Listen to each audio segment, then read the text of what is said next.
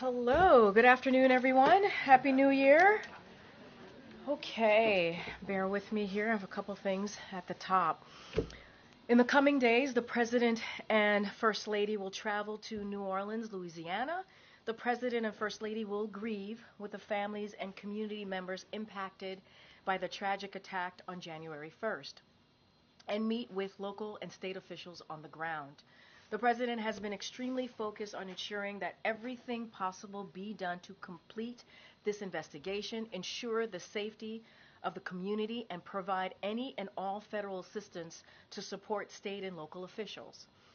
Since Wednesday, the President has held regular meetings with his Homeland Security team to receive the latest information on the investigation and convey the need to do everything possible to complete this investigation and keep the American people safe.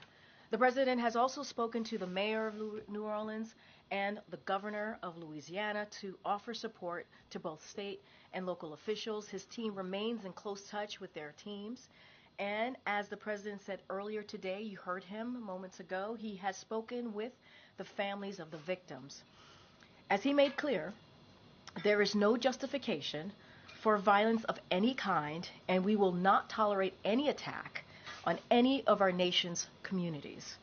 The President continues to receive regular updates on both the investigation into the terrorist attack in New Orleans and the truck explosion in Las Vegas.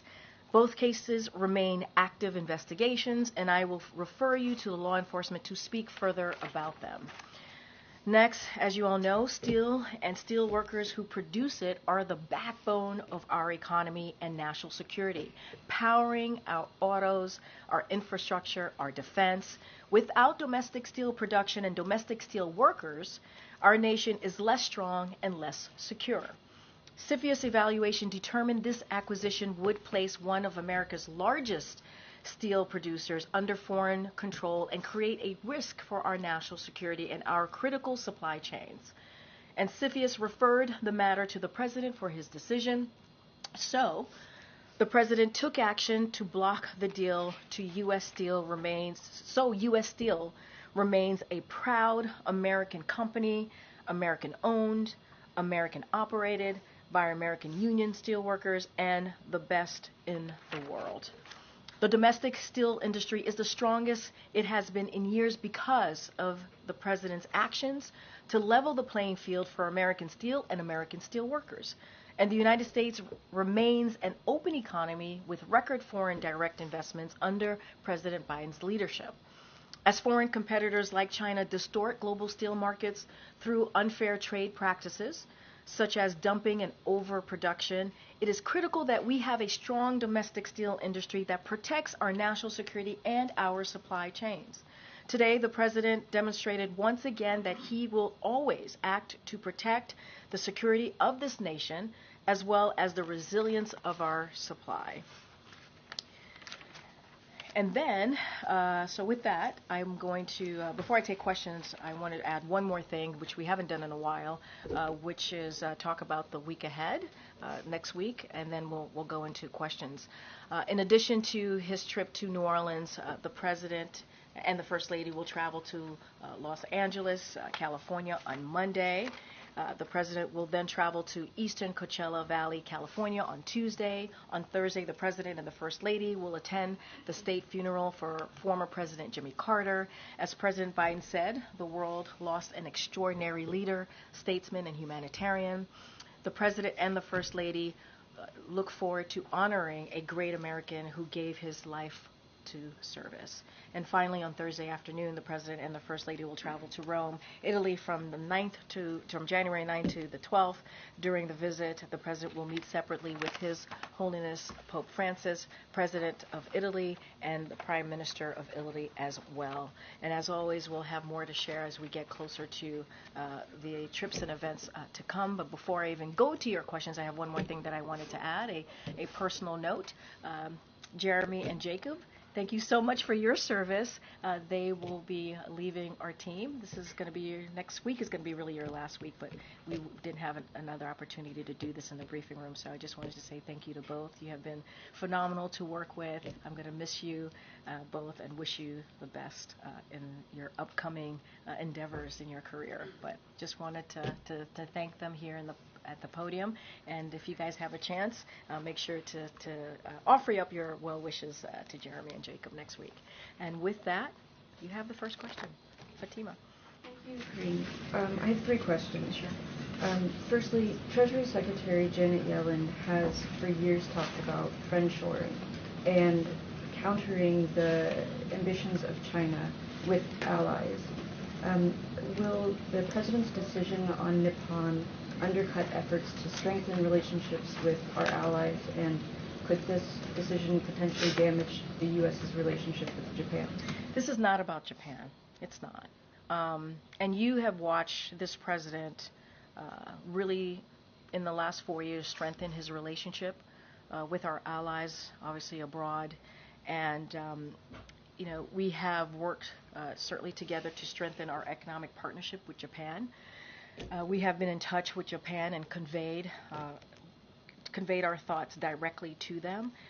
This is about the need. You heard me talk about how now U.S. Steel is going to stay American-owned and American-operated. And this is what's important to this president, and that he's been very clear about that. So this is about continuing that, making sure that we are strong domestically, towned, operated steel industry for our national security and for a resilient supply chain, and how important that would be. So, and I also stated at the top how if you look at the work that this president has done over the last 4 years, the steel industry is the strongest. It's the strongest that it's been in years because of the actions that this president has done every day since day one to make sure that we protect that.